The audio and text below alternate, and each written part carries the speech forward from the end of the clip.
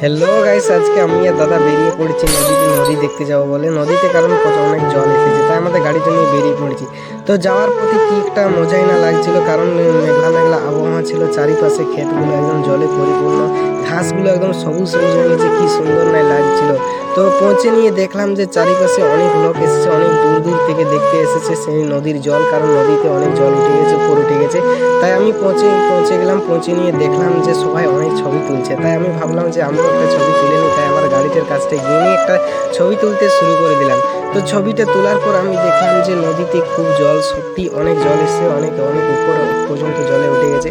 মনে হতেছিল যে ব্রিজ থেকে আমি ঝাঁপিয়ে দিই নদীটার উপর, কিন্তু না না, এর কাজ করলে হবে না। তাই আমি সিম্পল, তারপর আমরা বাড়ির পথে রওনা দিলাম।